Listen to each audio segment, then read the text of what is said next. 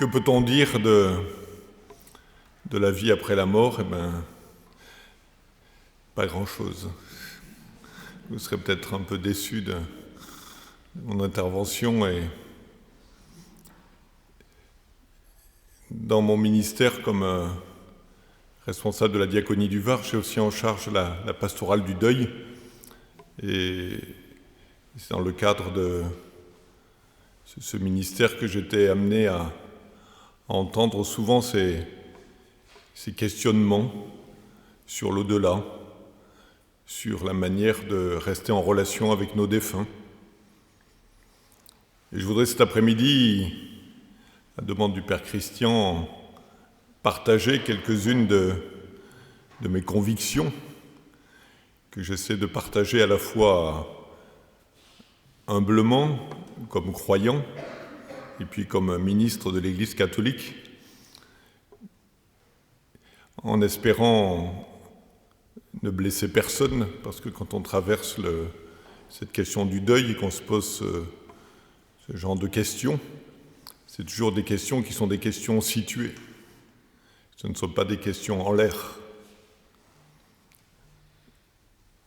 Cette nuit, j'étais appelé par des voisins de l'immeuble où j'habite à 2 heures du matin parce que la jeune maman venait d'accoucher et l'enfant, petit Gabriel, est mort cette nuit et les grands-parents affolés m'ont demandé de venir prier avec eux, bénir le corps de cet enfant et le baptiser juste avant qu'il ne meure. Et je réalisais devant ce grand mystère, en voyant ces jeunes parents et ces grands-parents pleurer tout en priant, que j'étais bien démuni pour parler de ces questions, mais venu simplement comme phrase dans le cœur et dans la mémoire en rentrant chez moi petit matin, en essayant de trouver le sommeil. Cette parole de Jésus: je te rends grâce, Père, parce que ce que tu as caché aux sages et aux savants, tu l'as révélé aux tout petits. Et je me demandais, en essayant de trouver le sommeil, ce que le Seigneur avait bien pu révéler à ce tout petit, qui, en ouvrant les yeux, les avait ouverts tout de suite sur l'éternité, en rappelant que cette vie avait une valeur inexprimable, inaliénable, et que j'étais là au cœur du mystère de la foi.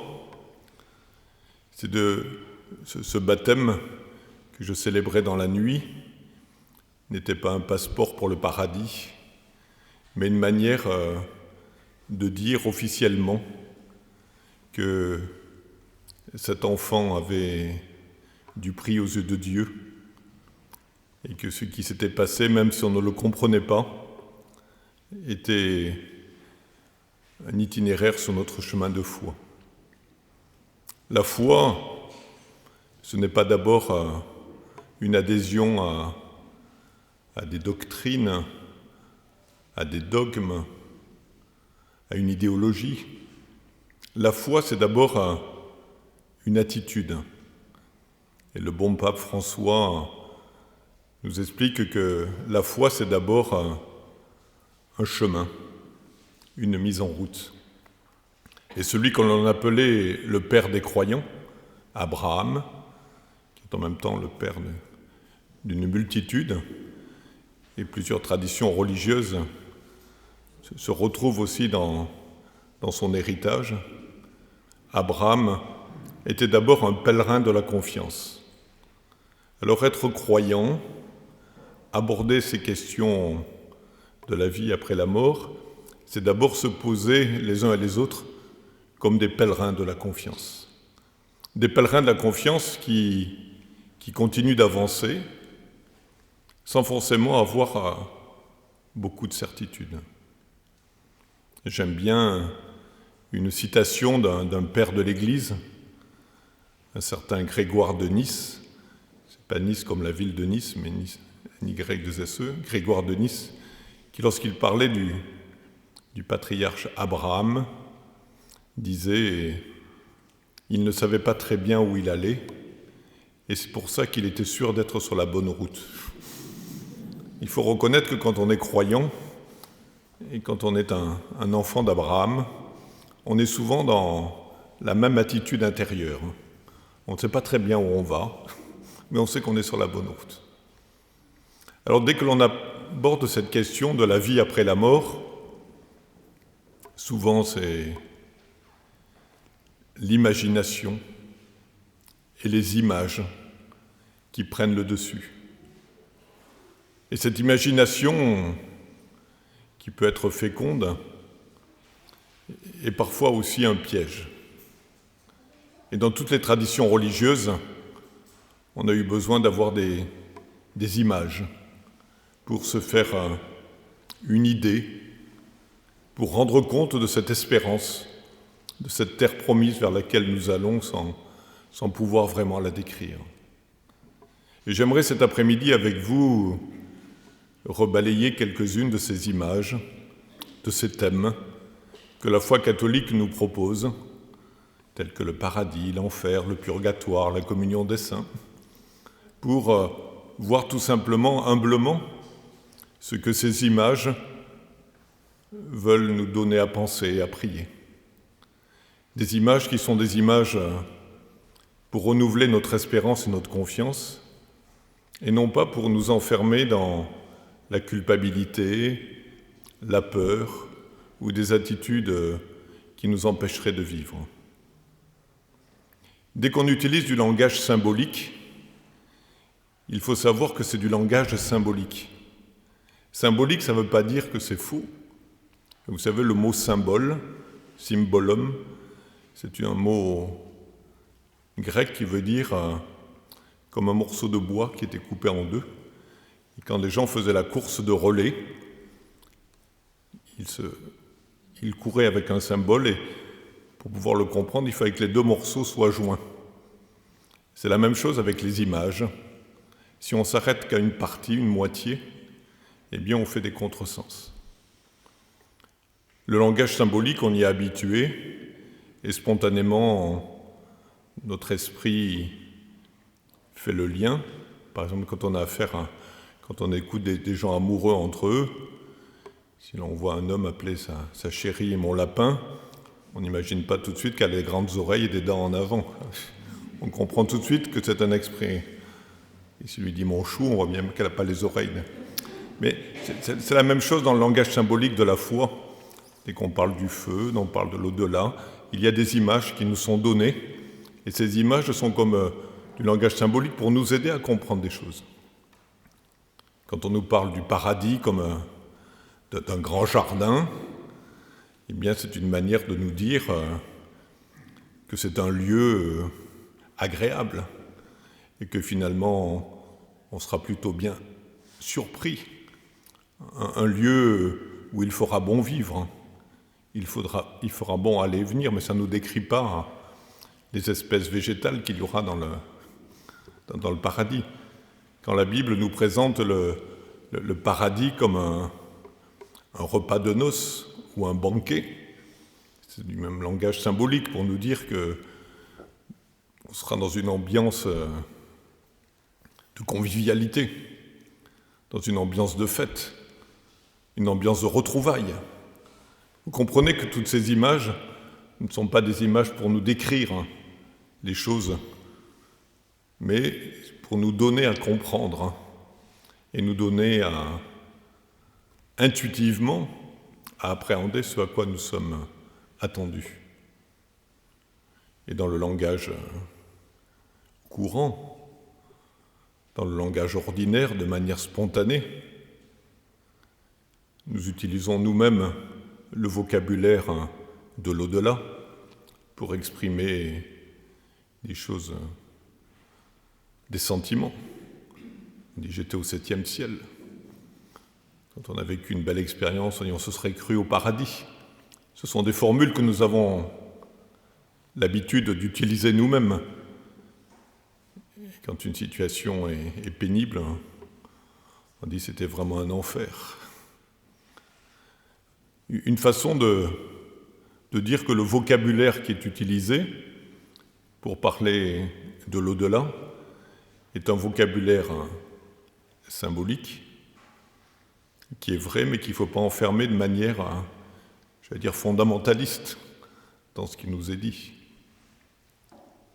Une des choses que nous rappelle l'Écriture sainte et la tradition de la foi catholique, qui est d'abord un principe de base, c'est que nous avons été créés comme des êtres libres qui sont faits pour aimer et être aimés. C'est un principe de base. Et que le bonheur, notre bonheur éternel, c'est de goûter à cette saveur, d'être aimé pour ce que nous sommes et d'être reconnu capable d'aimer. C'est ça là. Mais dans cette vocation, à cet amour d'éternité, il y a une réalité, un réalisme qui peut être utilisé de manière cynique. C'est que nous sommes des êtres fragiles et des êtres mortels. D'une certaine manière, on aurait pu intituler cette conférence « Attention fragile », comme quand on le dit avec des objets où il est écrit haut et bas et que l'on doit manier avec précaution. Nos vies sont des vies fragiles. Et c'est dans cette fragilité que nous redit la longue tradition de l'Église. Cette fragilité peut nous tirer vers le bas et faire de nous des êtres aigris, désespérés, enfermés sur eux-mêmes, ou au contraire, la conscience de cette fragilité peut nous ouvrir à une plus grande communion avec tous les êtres fragiles, une plus grande communion qui fait de nous des hommes et des femmes véritablement humains. Notre humanité se découvre aussi dans la fragilité.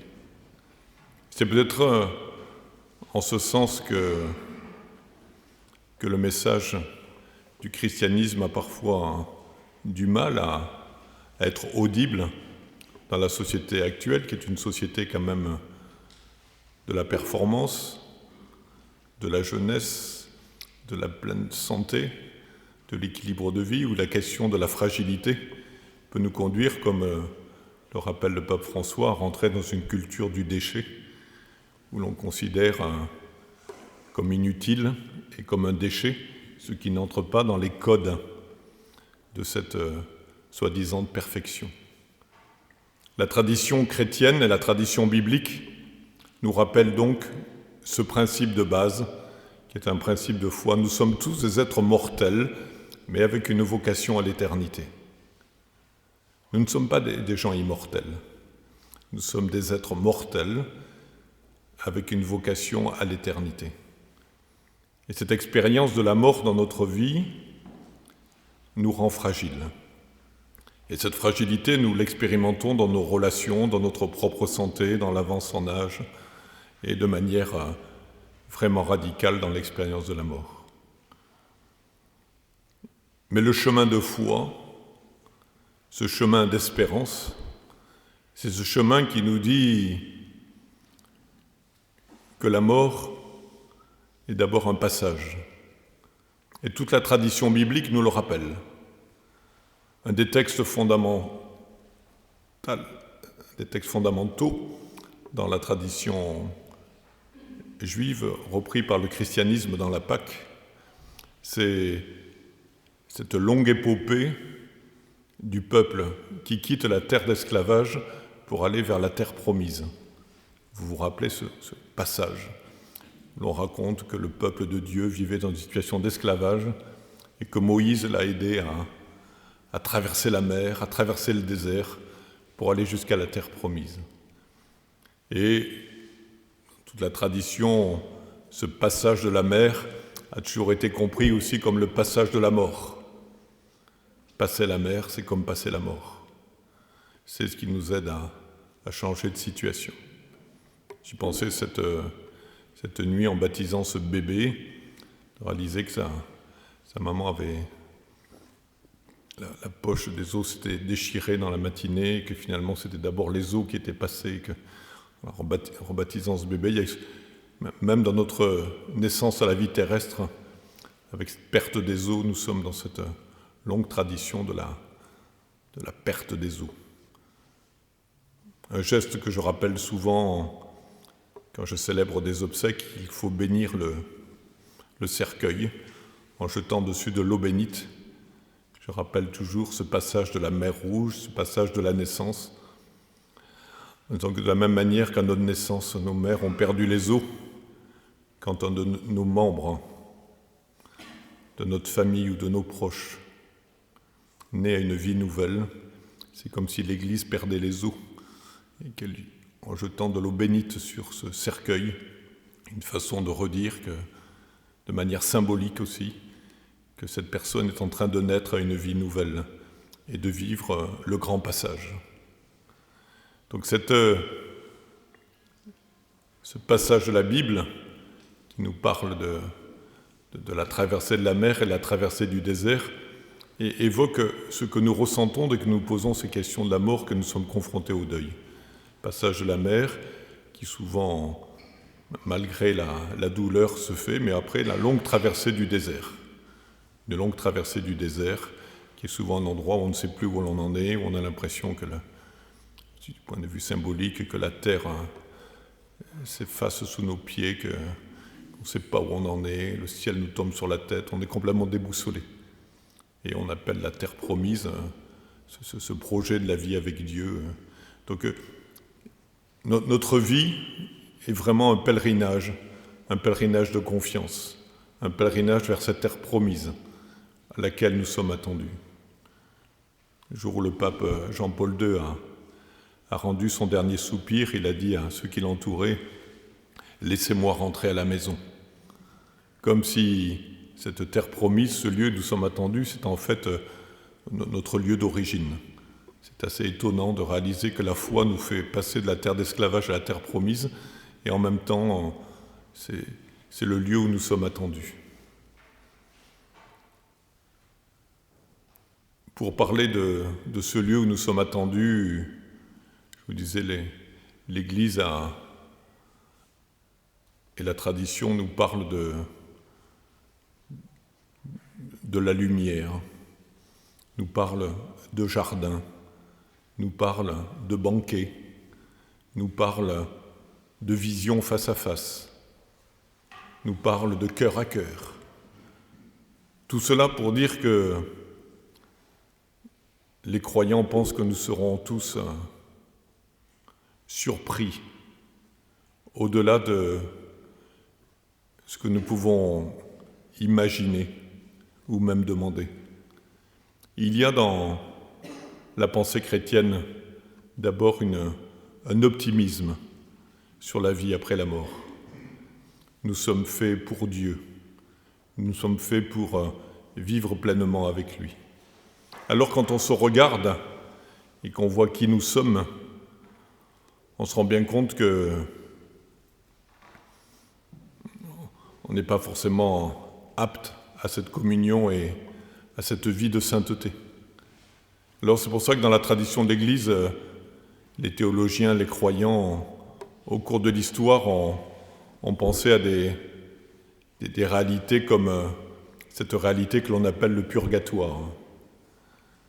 Mais dans la tradition de l'Église, le purgatoire n'a jamais été une sorte de salle d'attente entre le paradis et l'enfer. Le purgatoire, ce n'est pas un lieu. Est-ce que c'est un temps? On n'en sait rien, parce que dès qu'on parle de l'éternité, on est en dehors du concept de l'espace et du temps. Et nous, on ne réfléchit, notre rationalité, notre imagination, qu'avec la notion de l'espace et du temps. Alors c'est difficile de parler d'une réalité en dehors de l'espace et du temps, puisque nous ne réfléchissons qu'avec l'espace et le temps.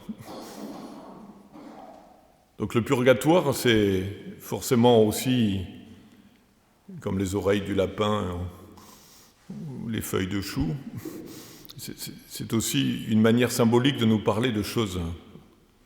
Moi, il y a dans mon ministère deux personnes qui m'ont aidé à comprendre ce qu'était le purgatoire. D'abord une amie religieuse que j'ai connue quand j'étais plus jeune et qui m'a aidé dans ma vocation. C'était une femme un peu originale, extraordinaire, qui était une religieuse, qui vivait en ermite pas très loin d'ici, à Besse-sur-Issole. C'était une femme qui, dans les années 60, avait été comme les prêtres ouvriers, avait travaillé en usine. Elle avait travaillé dans les usines Panhard et elle s'était intoxiquée les poumons à force d'inhaler des peintures toxiques. Et elle avait une espèce d'asthme purulent et elle avait décidé à la fin de ses jours de vivre en ermite pour continuer de prier pour toutes ses collègues de boulot. Cette sœur Geneviève, que j'ai rencontrée par le biais d'un ami, un jour m'a appris qu'elle faisait partie d'une congrégation qui s'appelait les Auxiliatrices des âmes du purgatoire. Ça faisait bizarre comme appellation. Quand elle parlait de sa communauté, elle disait toujours ma crèmerie. Elle disait ma crèmerie, ce sont des auxiliatrices des âmes du purgatoire. Et je me suis fait expliquer par elle ce qu'était le purgatoire. Et elle m'avait expliqué, elle m'avait dit, tu sais, quand j'ai travaillé en usine, pour moi le purgatoire, c'est une expérience que l'on fait tous quand on voit la lumière et qu'on est incapable de faire le pas. Et elle me disait, le purgatoire, c'est ici-bas et dans l'au-delà. Et elle me prenait l'exemple des gens marqués, par exemple, par la dépression, ou des gens marqués par la drogue, marqués par des addictions. Des personnes qui savent tout à fait où est la lumière, mais qui n'arrivent pas à faire le pas. Et elle me disait, ils ont besoin d'avoir autour d'eux des auxiliateurs et des auxiliatrices qui les aident à faire le pas. Et elle me disait, c'est ça la communion des saints.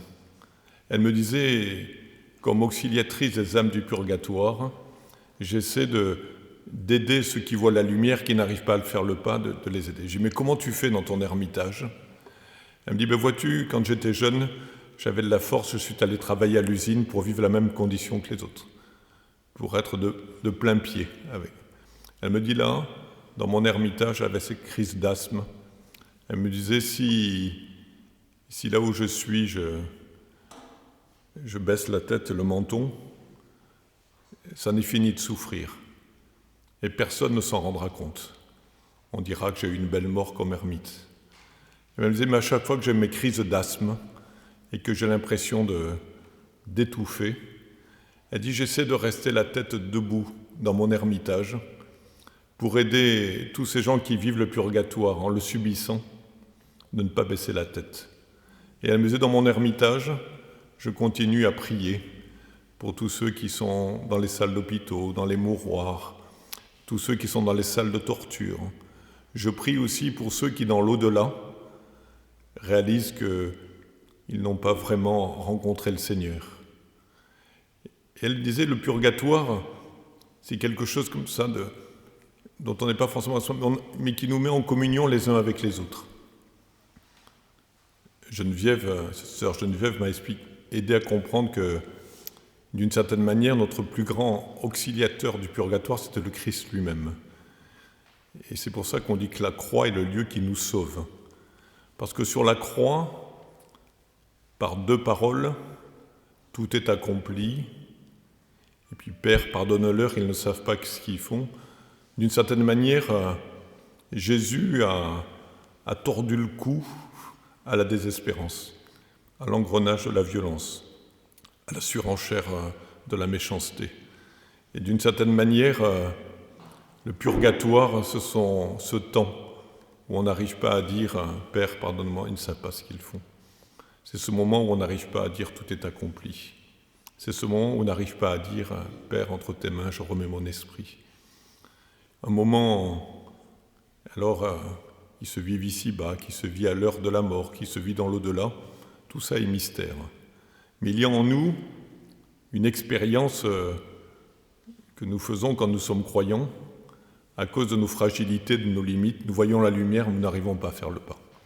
Et c'est là il y a besoin des uns des autres, et c'est ce que l'on appelle la communion des saints. C'est pour ça que nous avons besoin les uns des autres d'intercéder pour les âmes du purgatoire. Et les âmes du purgatoire sont soit dans l'au-delà, soit ici-bas. Et d'une certaine manière, le premier intercesseur, c'est le Christ lui-même. J'ai mieux compris aussi ce qu'était le purgatoire en étant un jour à Lourdes, dans un groupe d'entraide de personnes en deuil. Chaque année, au pèlerinage de Lourdes, au pèlerinage diocésain, nous avons des groupes de parole entre personnes qui ont traversé un deuil et qui ont envie d'exprimer leurs difficultés, leurs souffrances et leurs questions. Et je me souviens d'un groupe de parole où avait été abordée la question du purgatoire. Il y avait des gens de tous milieux, et j'avais repéré en particulier une dame qui était d'origine rome gitane, qui était là, qui n'avait pas la même expression que les autres personnes qui étaient dans le groupe. Et alors qu'on parlait du purgatoire comme d'un lieu lié au jugement, qui préparait le jugement dernier, cette dame a pris la parole, presque en colère. Elle a raconté que son fils, qui était loin d'être un petit saint, puisqu'il avait été assassiné dans une bagarre, une rixe, elle dit « Mais mon fils, j'espère que là-haut, il ne va pas encore retrouver un tribunal avec tous les tribunaux qu'il a vécus sur Terre. » et tout. Elle me dit « C'est mon petit. » Et cette mère, qui se manifestait comme mère, disait « C'est mon petit, quand il est né, il est arrivé très tôt. Il était prématuré. » Elle me dit « J'imagine que quand il arrive chez le Seigneur, il arrive encore prématuré. » Elle a eu cette belle phrase « Quand on meurt, quel que soit notre âge, on n'est pas fini. » Elle a dit « J'espère que le purgatoire, c'est comme une grande couveuse d'amour dans lequel le Seigneur nous finit. » Et je me disais, cette femme, apparemment analphabète, était une grande théologienne. Et elle a compris beaucoup de choses de la tradition de l'Église. Le purgatoire, c'est probablement un lieu où le Seigneur nous finit. Un moment, quand nous arrivons devant lui, où la rencontre avec lui nous purifie, nous transfigure, nous illumine. Quand on lit l'Évangile, à chaque fois que Jésus rencontrait quelqu'un d'un peu original, que ce soit la Samaritaine, Zachée, Marie-Madeleine, il avait une manière de purifier les relations et les personnes. Et je suis sûr que, ici-bas, il y a des tas de gens qui parfois ont rejeté le Christ et ont rejeté l'Église, mais en fait ils ont rejeté une caricature du Christ et une caricature de l'Église. Sans revenir sur toutes les questions que nous venons d'aborder dans l'Église avec la pédocriminalité, je comprends très bien qu'une victime d'un prêtre ait voulu rejeter l'Église, et c'est pas pour ça qu'il a rejeté l'amour de Dieu. Et il me semble que le purgatoire est ce moment où il y a une vraie rencontre qui se fait avec le Seigneur et où il nous finit. Un des plus beaux exemples du purgatoire, c'est cette rencontre de Jésus sur la croix avec celui qu'on appelle le bon larron. Saint Augustin, en parlant de lui, disait celui-là, il a tout volé dans sa vie, même le paradis. Et Saint Augustin, qui était très préoccupé par le baptême des enfants comme ouverture à l'éternité au paradis, disait « C'est quand même un comble. Le premier qui est sauvé par le Christ n'a pas été baptisé. » C'est assez étonnant de réaliser que dans la tradition, le Christ est capable, par amour, de venir jusqu'à nous et de faire des choses toutes nouvelles.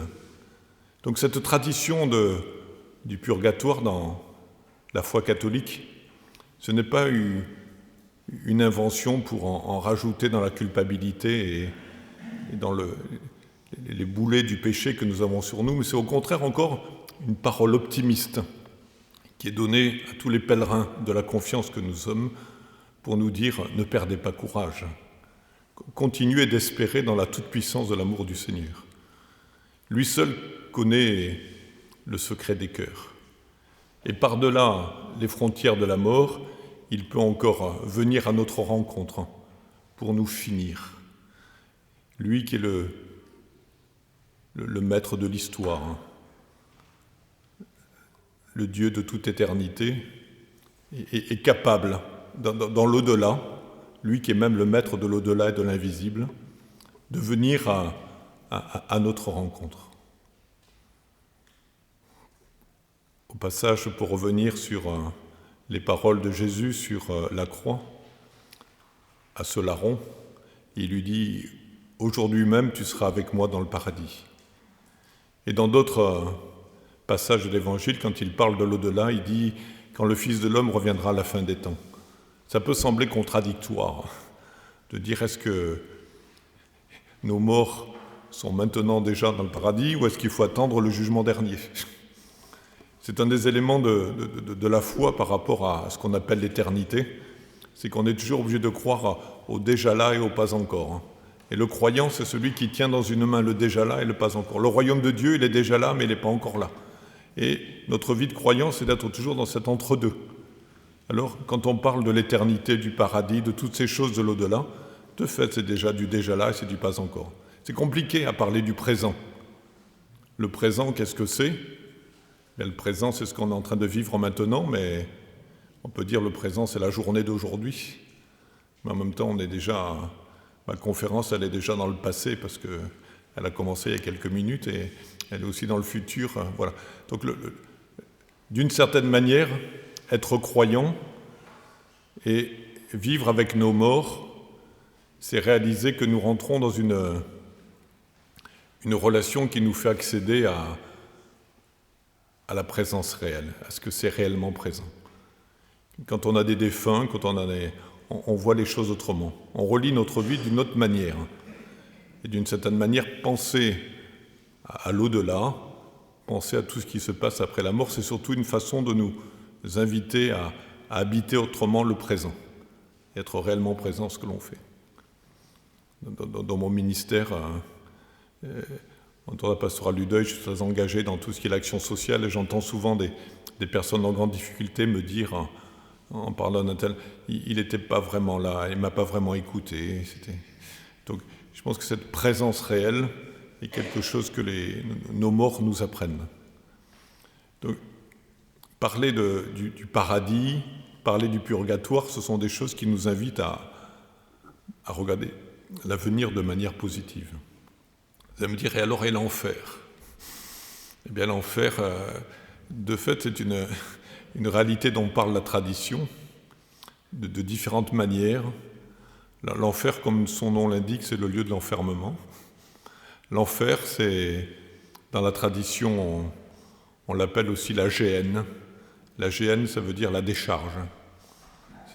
C'est comme le lieu, on dit pour ceux qui sont comme des ordures, hein, on pourrait dire ça. Mais la tradition de l'Église nous invite à croire à cette réalité de l'enfer comme une réalité qui est le summum du respect de la liberté de chacun d'entre nous, mais en même temps, elle nous interdit de désigner des damnés.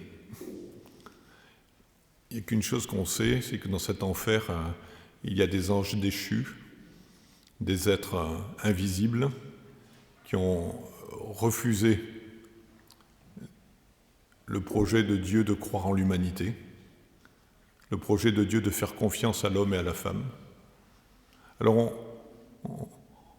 cette réalité de l'enfer est une réalité qui fait partie de la tradition, mais on n'est pas très enclin à aller désigner des damnés. Alors, commencer par parler de la vie éternelle en restant obsédé par la question de l'enfer, il me semble que c'est pas forcément la bonne approche pour comprendre le projet de Dieu. Cette réalité de l'enfer, c'est Dieu qui accepte, comme quand on aime quelqu'un, que l'autre puisse vous refuser, ne pas vouloir de vous. Mais comme je le disais tout à l'heure, par rapport à l'expérience singulière de chacun, on ne peut pas affirmer que quelqu'un ait vraiment voulu un refus de Dieu, un refus du Christ, parce qu'il n'en a pas toujours senti la plénitude. C'est pour ça qu'on parle des anges, parce que les anges, oui, Lucifer et tout ça, ils ont été dans le face-à-face, ils savent vraiment qui est Dieu, ils l'ont refusé, ils ont refusé son projet.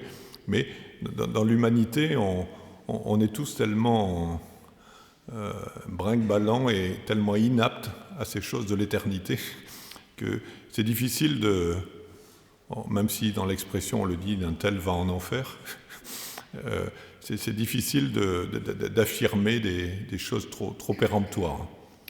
Alors, de dire que la tradition de se convertir, c'est pour se convertir pour être heureux. On est invité à se convertir pour pouvoir goûter pleinement au projet de l'amour de Dieu. Alors c'est pour ça qu'on prie souvent pour les âmes du purgatoire, parce qu'on pense qu'il y a encore une chance, que le Seigneur veut, par tous les moyens, nous sauver tous. Et son projet, il nous a créés pour l'amour, il nous a créés pour nous faire à son image et à sa ressemblance. Alors de fait, il y a des visions de l'enfer aussi, beaucoup de mystiques, les apparitions de Fatima aussi font apparaître dans la tradition des images de l'enfer terribles. Personnellement, je pense que les alertes, par exemple de Fatima sur les visions de l'enfer, sont plutôt des alertes sur la manière de vivre sur Terre. Et il me semble que l'apparition de Fatima, où l'on parle de la vision de l'enfer, coïncide à peu près avec les mêmes dates que Hiroshima. C'est-à-dire qu'une façon aussi que la Vierge vient nous redire à tous, si tu ne changes pas de vie, si tu ne crois pas à l'évangile de mon Fils, si tu ne crois pas que l'amour peut être plus fort que la mort, voilà le monde que tu es en train de créer. Et tu fais de cette société, de ce monde, un enfer. Tu peux faire de tes relations, de ta famille, de ta paroisse même. Si tu ne veux pas vivre selon l'Évangile, tu peux en faire un enfer. Et ça peut être même plus loin, par ta méchanceté, par le mensonge, par l'hypocrisie, par l'égoïsme, par tous les péchés capitaux. Tu peux empêcher l'autre de goûter pleinement au projet de Dieu. Alors c'est une grande exigence qui nous est faite, et que le Seigneur nous fait confiance.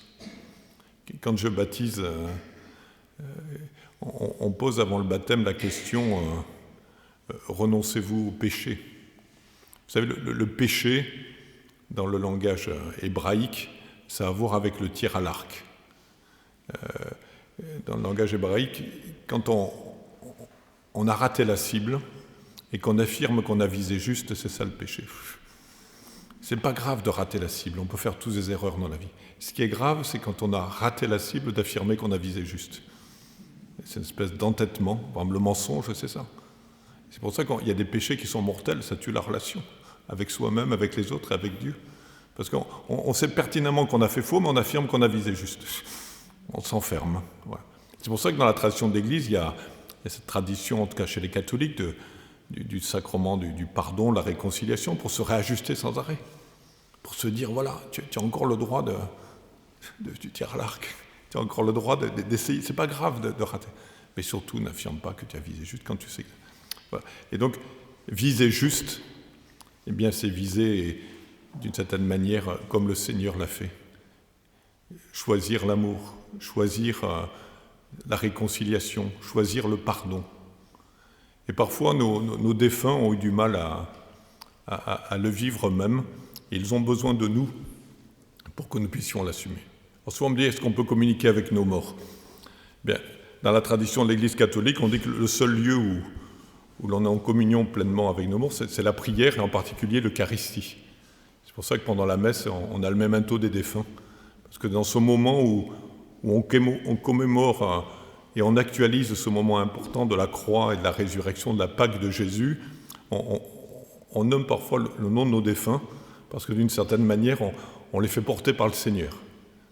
Et dans la prière, parce qu'il y a des prières comme la prière du Notre Père, quand on dit « Pardonne-nous nos offenses comme nous pardonnons à ceux qui nous ont offensés », on sait bien que cette prière, on ne peut pas la dire tout seul au singulier. Personne ne peut dire « Pardonne-moi mes offenses comme j'ai pardonné ». On serait tous rouges de honte, on sait que ce n'est pas vrai. On n'y arrive pas, c'est surnaturel.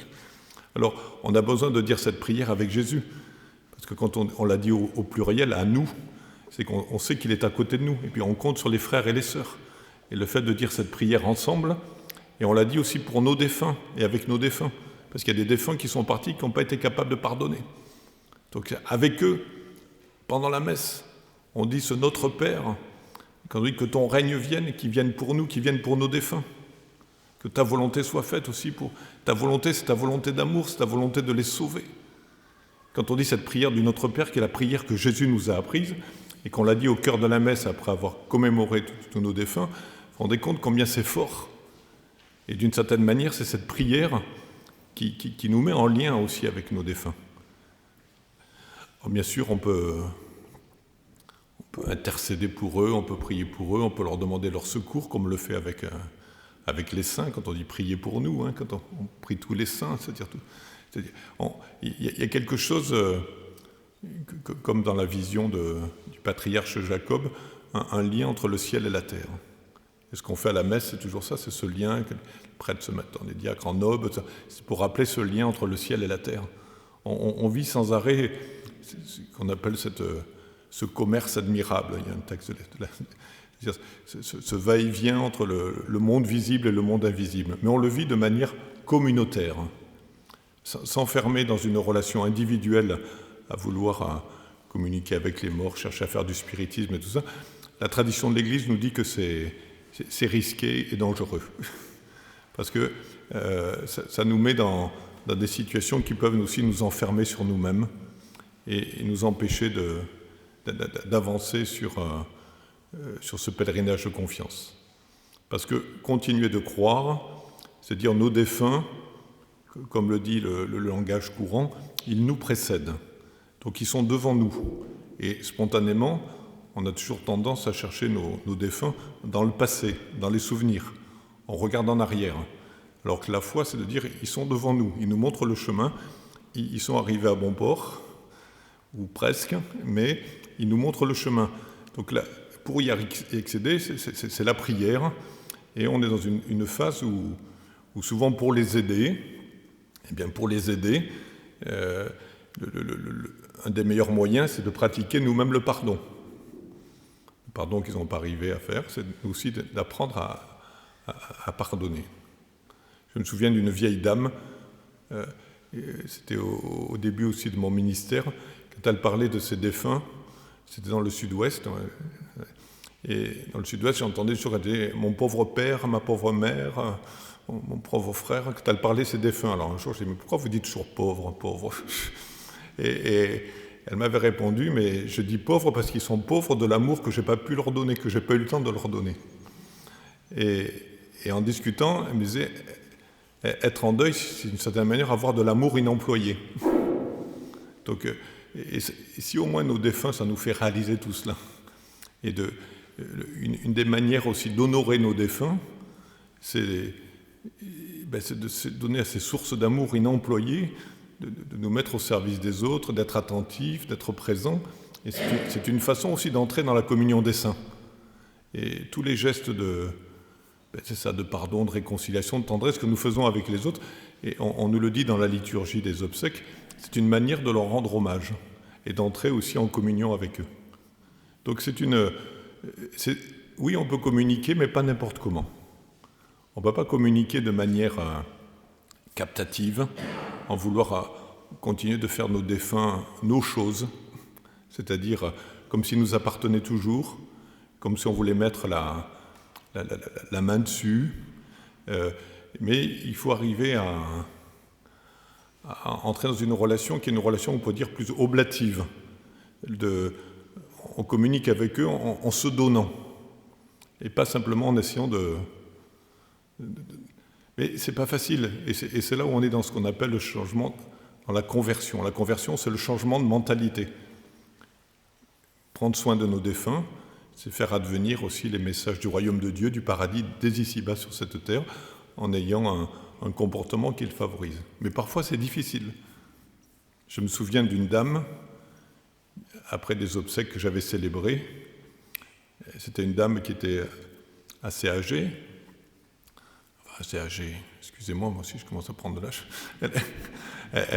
elle approchait des 80 ans, elle venait de perdre sa maman, qui était centenaire, et moi je me disais, mais sa maman, elle avait bien vécu, quoi. C'était une belle vie, mais je voyais cette dame inconsolable.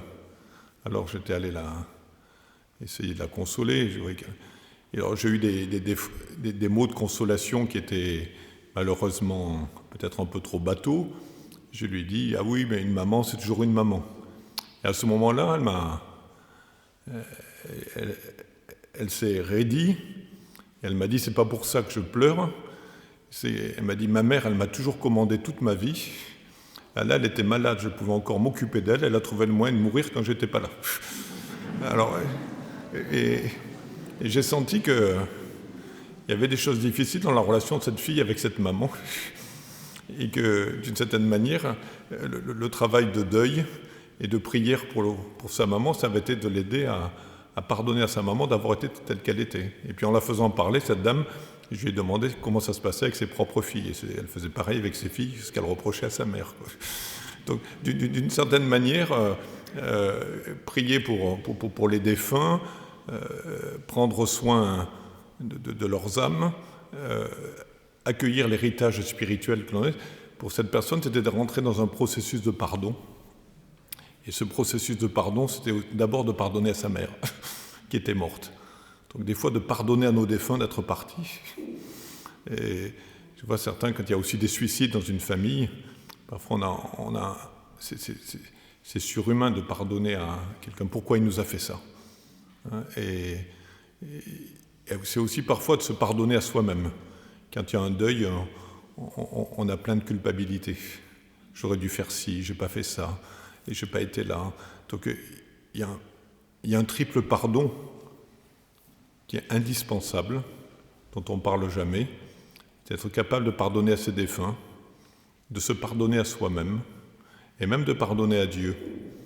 Des gens ils disent, on a fait tout un groupe de prières, on a fait toute une chaîne de prières, il aurait pu empêcher cet accident, il aurait pu la guérir, il aurait pu faire un miracle. Cette nuit, j'entendais la grand-mère, quand elle voyait son petit-fils décédé là, après le baptême, elle disait, mais pourquoi Dieu il nous fait ça? Et puis c'était difficile d'enlever ce cri. Quand je dis pardonner à Dieu, ça veut dire se sortir de la tête que Dieu il est là pour nous pourrir la vie. Il y a beaucoup de gens qui ont cette image dans l'Église. C'est une image païenne, c'est une image de l'Antiquité, mais que beaucoup de chrétiens ont répété. On a l'impression qu'il est là pour nous pourrir l'existence. Et on a du mal à croire qu'il nous annonce une bonne nouvelle. On a du mal à croire qu'il nous annonce vraiment la miséricorde, qu'il nous annonce le pardon. Et je pense que souvent le meilleur soin que l'on peut faire pour nos défunts, c'est d'enfin se décider à croire à l'amour de Dieu. Parce que si on n'y croit pas, d'une certaine manière, on les emprisonne nous-mêmes dans des pensées négatives. Et je pense que ce travail que nous avons à faire, ce travail de pardon, nous fait réaliser que nous aussi, on n'est pas fini. Et qu'on a besoin de se laisser transformer par cette vie de Dieu. Alors, peut-être, je n'ai pas vraiment répondu à vos attentes cet après-midi, mais que peut-on dire de la vie après la mort? Je veux dire, pas grand-chose, mais on peut dire des choses de la vie avant la mort. Et on peut dire que nos défunts qui nous précèdent dans le cœur de Dieu nous enseignent à vivre présentement ici, comme disent les amis africains, présentement. Présentement de cette présence réelle, être réellement présent aux autres. Une présence que l'on découvre aussi dans le mystère de la prière, de la messe, de l'Eucharistie, où Jésus se rend présent d'une manière, un mode de présence qui est sous la forme de l'absence, mais qui est quelque chose d'incroyable, qui nous met en communion les uns avec les autres. Et puis, quand on a des défunts, on a un autre rapport au temps. On n'est pas tout de suite dans l'éternité, mais les choses nous semblent différentes. J'aime bien dire, prier avec nos défunts, prier pour nos défunts, c'est non seulement redire avec eux la prière du Notre Père, que ton règne vienne, que ta volonté soit faite. Puis quand on dit « délivre-nous du mal, ne nous laisse pas entrer en tentation », voilà. c'est à la fois pour eux et pour nous-mêmes. C'est une prière de marche. Mais il y a aussi une très belle prière que l'on dit spontanément, qui est la prière à la Vierge Marie. Et ici, avec Notre-Dame de Consolation, c'est un lieu béni pour le rappeler. C'est le maintenant. Quand on écrit maintenant, on peut l'écrire avec un trait d'union, en tenant la main. Et dans la fin de la prière du Je vous salue Marie, on dit toujours priez pour nous maintenant et à l'heure de notre mort. Donc, et cette prière de l'Ave Maria est en particulier vraiment une prière de marche dans ce pèlerinage de la confiance. C'est-à-dire, nos défunts nous apprendre à vivre en tenant la main de Dieu et en tenant aussi la main de nos défunts. Parce que nous avons besoin de vivre maintenant et à l'heure de notre mort. Et c'est cette actualisation de cette... Nos morts nous apprennent. Ils nous apprennent à vivre. J'ai lu récemment un livre qui était une tradition chrétienne, Vivre avec nos morts, qui a été écrit par Delphine Orvilleur, qui est une femme rabbin, un livre extraordinaire. Et dans ce livre, il y a une petite anecdote qui m'a beaucoup parlé, et en particulier quand on a le récit de ces temps-ci avec la Toussaint qui coïncide avec Halloween. Elle explique la tradition des revenants. C'est qu'on manifeste toujours comme des fantômes avec un drap. Vous voyez, comme dans les dessins animés, quand on montre les fantômes. Elle dit que ça vient de la tradition biblique, de la tradition juive, parce que dans le rite juif, au moment du rite de deuil, on lave le corps des défunts et on les met dans un grand drap blanc qu'on va coudre au fond. Et elle dit, il y en a, la couture, c'est le rituel de deuil, et c'est le récit qu'on fait sur nos défunts. Elle dit, si nos défunts, on n'a pas pris le temps de faire la couture, de leur pardonner, de faire le point sur l'héritage spirituel que l'on a reçu et moral, de l'avoir raconté aux autres générations, ils reviennent comme des revenants, ils viennent occuper nos esprits, nos mémoires, parce qu'on n'a pas fini de faire ce travail de couture.